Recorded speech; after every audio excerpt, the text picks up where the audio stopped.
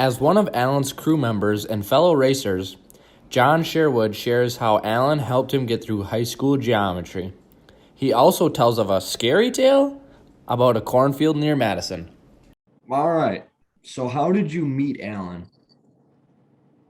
I was working at a restaurant down on the south side of Milwaukee, and Don Schumacher, who was Alan's landlord, came in. And I was bussing tables, and I said, "Don't you race at Hales Corners?" He said, "Yeah." I said, "Well, I'm in auto shop at Boys. I go to the race. My dad has taken me to Fair Park and Hales since I was little." He said, "Will you be interested in working on a race car?" I said, "Sure." "Yours?" He goes, "No, my tenant needs a lot of help." So he gave me the address to the shop, and I rode my bike down there on a Saturday, and I met Alan. To go at first because I was young, but he says, "Put your heart and soul into it, and I'll teach you a lot of stuff." So part of my deal with my parents was I had to keep my grades up, and Alan agreed to that. So Alan would teach me on the race car geometry and physics, which I sucked at in school. I related to anything I liked, but when you put an angle finder on an A-frame and you check the wedge on the rear of the car, well, I could master that. Mm-hmm. So Alan taught it in race car terms. Oh. I was 14 years old and Alan was 18. I was in high school, he was in college. My dad wasn't as skeptical as my mom was. My mom was like, "Why are you letting him go off to these racetracks?" And Tuesday through Sunday, we ran Leo's, Cedarburg, Kaukauna, Capitol, Hales Corners, and Slinger, all Wow. with the same car, dirt and Holy. asphalt. Holy. Oh, they had dirt back then too, then, huh? Yeah, Huh. Leo's was dirt, Cedarburg was dirt, and Hales Corners was dirt. I don't remember what year it started. It was like 76 or 77. In order to run for points, you had to run one of the dirt races either Wednesday or Saturday. Tony Strupp would come down with Wayne Erickson's car and run on the dirt. Hmm. So was Alan good on the dirt? Was Alan? Yeah, he wasn't bad. In fact, one year we won 50 lap features in a row. We won Wednesday, Saturday, and Sunday. I believe it was right around the 4th of July. Oh. That was with the first 97 LPX car. It was red, and that was an old Bemco car with a big block in it. Huh. Coil springs, the old shocks, Yep. whole 9 yards. Huh. That's cool. And that's neat to hear that they switch things from dirt to asphalt. At All right. 15, I got to drive the hauler because, as great as Alan was on the racetrack, he sucked at driving. We ended up in a cornfield coming home from Madison one night because he fell asleep. And we're out there picking jack stands and a jack up because we had a little box underneath the front of the trailer, a wooden box, and running through the cornfield didn't do us any favors. All right. The second one I got is, can you tell me something about Alan that maybe no one else knows? Well, everybody very centered, but he did like to let loose on occasion. Really? He had a helmet with deer antlers on it, and he would wear it at the bar and occasionally run into the wall. We'd go to Racers Inn up on 55th in Lisbon. But as much as Alan enjoyed racing, he also liked to. And back then, we didn't have gyms like you did, so he built himself a driving machine. Huh. It was a seat on a frame with a steering wheel, and then he put two shocks going crossways on it, so he would work his arms back and forth while he was steering the thing. Hmm. That is cool. We worked out of a little one and a half car garage down on the south side. Really? Yeah, Wow. Huh. What do you think Alan's favorite racetrack was? probably Slinger. Really? I mean, we had numerous titles there. Kakana, he was a master at also, Hmm. but he really liked Slinger. Hmm. Well, that's good. I The mean, that'd be my the favorite. co- the, the competition there was so tight. Really? Him and Tony Strupp would go at it back and forth every week. Who was getting fast time or who was winning the feature, and the cars weren't as advanced as they are now. So it was how good you got. Hmm. That's cool. So how many racers were there on a typical night? Oh, we had probably 25 to 30 supers in the house. Pretty good then. Well, race against Conrad Morgan was running back then too. Jeez, that's Al a long Schill. time ago. So Conrad must have been pretty young then, huh? Uh, yeah, he's not a youngster now. Yeah. Other than racing, what did Alan enjoy? Um, everything was pretty much racing, but he did like going to concerts and stuff. LPX brought him a little closer to that. We went to the old Summerfest grounds. He enjoyed going out with his dates. Back then, he was dating Marilyn Me, who was the track trophy queen. Oh, so he must have had a couple girlfriends, huh? Yeah, he had. I can count probably 4 or 5 through my time with him. uh, But girls ranked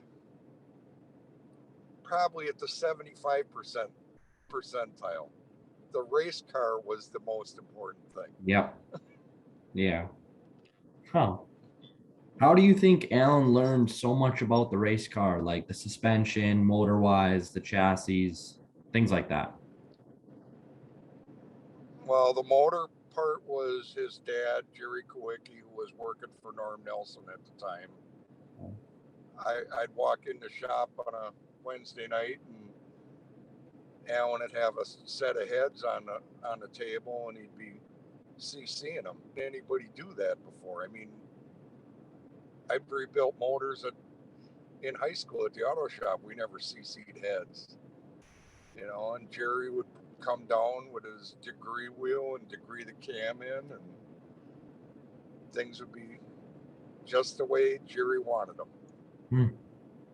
But chassis, I believe it was his engineering background that made him so smart on the cars. On in life, meeting Greg Krieger built our second, is actually Alan's third car, but it was our first real engineered car. And then from there, we went on with Mike Randerson, and Alan, Mike, and Ray Dillon sat down and threw some ideas together, and Randerson put it all together.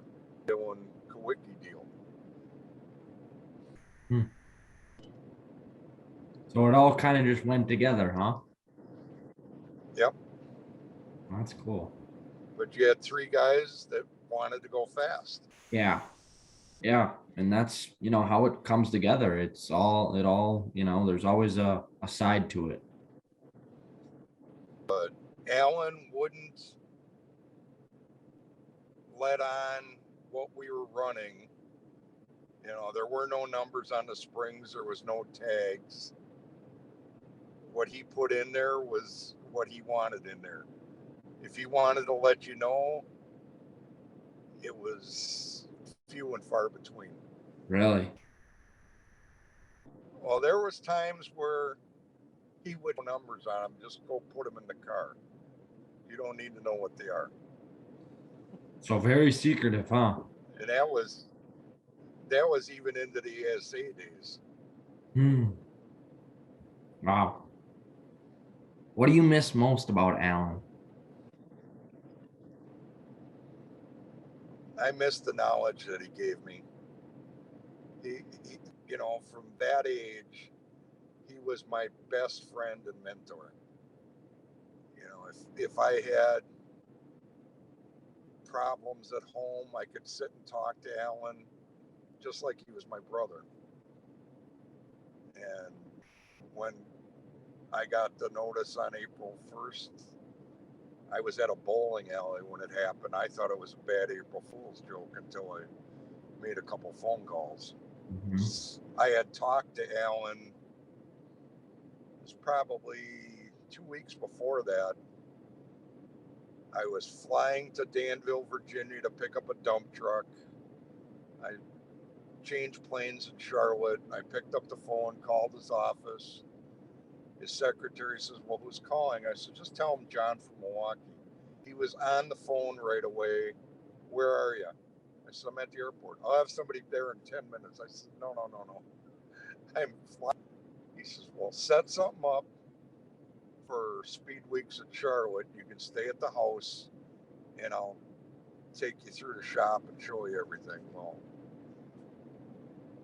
April came and we never got to go to Charlotte. So, Sure. Huh. but I was glad that they chose me to be one of the pallbearers at his funeral. Mm-hmm. I wonder where would he be now if he was still in the racing world and how high he would have got. I, I believe he probably would have won another championship, and he probably would either be in NASCAR or he'd be a car owner right now. Yeah. Are there any other stories that you could share about Alan or deep down really matter to you and that are special to you? There's many stories. I know, yeah. Here, I'll give you. Alan had. I've sent you the pictures, but Alan had a bad rash of bad luck at Slinger. Crash a car in qualifying or in the feature. I'd take Alan home, drop him off. I'd go grab my bag, and I'd be sitting up in Randerson's front yard Monday morning waiting for him to open the garage door. We'd roll that car in, and Gary Rayborn and I would. Gary cut the stub off. Mike could put the new stub on. I'd be picking up body panels, taking them over to the painter, getting them done. Thursday, Alan would roll in. We'd set that car up, drive right over to Kaukauna, set fast time, win the feature, and at the end of the night, instead of popping a beer right away, that car would go right back to scale. We'd record everything, then come back and party at the bar until closing time. It was all about the race car. That's crazy. I don't really think anyone else is like that nowadays. You know what I mean? He was so Right. technical with his stuff, I don't a person doesn't come to my mind. My mom said you carried a trophy with you. What is that about? The trophy. Oh, we were working on the race car and I was putting the motor in. I had my hands down by the motor mounts. That's when we had the two metal mount together and you just slid a bolt in. Well, this finger is shorter than the other one because I cut the tip off. It's just Alan and I in the garage. He says, go next door by Donnie, see if one of them guys will take you to the hospital. I got to finish this up. Oh my. So I got to the hospital. My dad came. Surgeon took care of me. And about an hour and a half later, Alan comes walking in with my finger in a bloody rag. He says, here, I think you might need this. The doctor says, no, we don't need that. We went to Slinger. He said fast time. I carried the American flag for opening ceremonies. It was just like we didn't skip a beat. So I'll have that with me for the rest of my life. Yeah. Yeah. And that's special. That's just crazy times on how he handled his business and his Yep. race cars. There was a lot of times I'd bring him back from Kakana. He'd sleep on the way home, and he was working at Pago Hydraulics. I'd drop him off there or drop him at the. He'd go to work. I'd take the car back to the shop. I unload the car, get everything done, and then go home, take a nap in the shower, and come back. We weren't working, getting paid, but it was the love of the sport and the love that I had for him that made me do it. Mm-hmm. I met a lot of great people. That is so cool to hear all those stories about him and just how he operated. You know what I mean? You don't hear about those things nowadays. Yep. For him to race against all those good guys and even himself, it's just unique in a certain matter. After I went in the Marine Corps and came back, Anzac team already established, so I was working with Bob Tom Racing out of Beaver Dam, and Mark Martin was driving for us. We started the Ford ASA program. Well, we were at Milwaukee, and I was working on a race car, and my wife back then, she decided she's going to go down by Anik was crewing back then. And she says, do you mind if I look under the car? Alan was off somewhere. So she's underneath there snapping pictures, and she gets out, and Alan's walking up. He goes, what was she doing there? Well, looking at the car. You know who that is? No. That was Sherwood's wife. Which race car? We just decided to see how far we could push it, Yeah. So he was probably all pissed off, huh? Yep.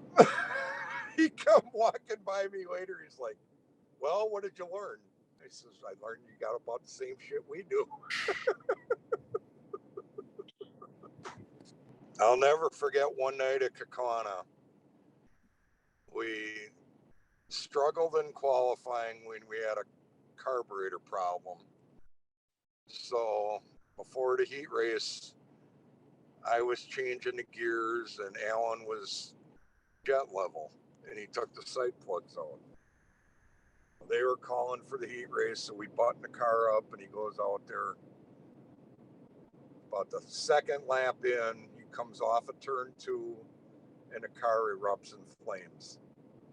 Coast down the backstretch, right where the crossover is to come in the back pits. Stops the car. Teddy Musgrave off and pulls Alan out of the car so that the guys could get the fire out. Mm-hmm. We dragged her back in, had to replace all the wiring, all new spark plug wires, new distributor cap. And we looked and we figured, well, Alan left the screws out of the sight plug. Put her all back together and went out and won the feature. So everything that he changed on the car, he did it. It was. Yep. Huh.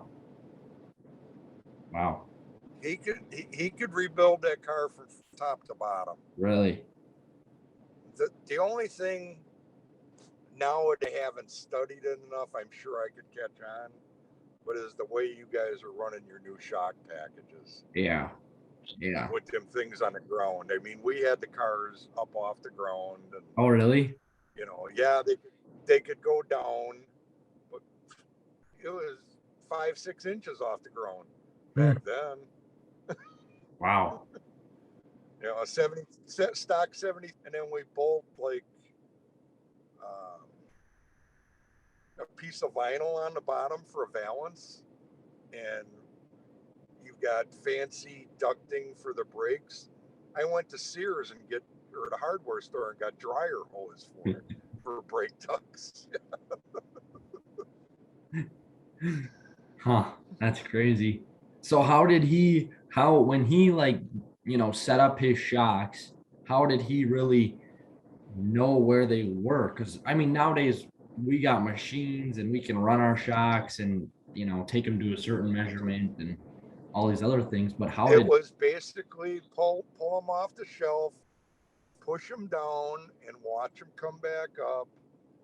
But back in that day, you went to your local Napa dealer and grabbed a set of Yelp, and they had tie rod ends on them. We were at Kakana one day, and he says, "Here, put these on." I look at them as a pair of 92s. Normally, we ran 94s in the back. We had a 75 and a 76 in the front. hmm, It wasn't like today where you can dial your shocks in. yeah, It was, stock shocks with the springs, and maybe, you did it with tire pressure more than a spring rubber. really? Yeah. Yeah. Now there's so many different, you can open and close the shock more, you can run bump stops, you can crank on Yeah. them, you can do so many gas pressure, you know what I mean? There's just so much to shocks nowadays that it's cool to look back on that side of it and realize what they went through and how they set up the cars compared to now. Right. And Well, technology evolves, it's just when I first started, we didn't even have scales. In order to check the wedge, you put your floor jack under there with a 3/4 inch socket and jack the car up, and then measured the difference between the right and the left, how far it was off the ground. We had we got grain scales, and then one day, I think it was Marky Pedersen who ran a dirt team. He bought a set of digital scales, and you had to stand in line and wait for them. Go over to Mark's and pick up the scales. We got them tonight. hmm, wow. We got to the racetrack and they had scales. People were like, "Alan, we need to get on the scales." Well, Alan would do a lot of scaling at the track because we didn't have access to them anywhere else. Oh, yep. Yeah. Huh. That's cool. That really is. Did you ever use grain scales? I don't think so. Freestanding. I mean, they look ancient, but apparently some guys swear by them. But yeah, no, I mean, this is really cool to hear about, I mean, I have so many questions Yeah. rolling through my mind, it's cool to look back at it, it really is, me being only 17, I didn't witness any of that. So it's, it's, Right. it's cool to see. And, I thank you for hopping on this call quick and, letting me ask you some questions about them and kind of reliving the moments. Hey, I appreciate sharing the stories. You know, if you keep your memories, Bob, we're going to enjoy them. Yeah. Yeah. Yeah, I try to. It's hard right now, being a young teenager, there's so many things going on with school and work wise and race car wise. It's a lot to, take in and enjoy the moment. And it's hard to do that. But these times are what makes me do that and realize what I have in life and to not take it for granted. So I appreciate what you do out in the public with your charity work too. yeah. I mean, you're a great person. Yeah. Thank you. I mean, I appreciate it. That goes a long ways, it's cool to realize what others are going through, me, I'm only 17, so it's very exciting for my lifetime to go through these events, but others don't have that. So, others live a complete different life, and it's cool to see what they go through and try to help them and help others out as much as I can.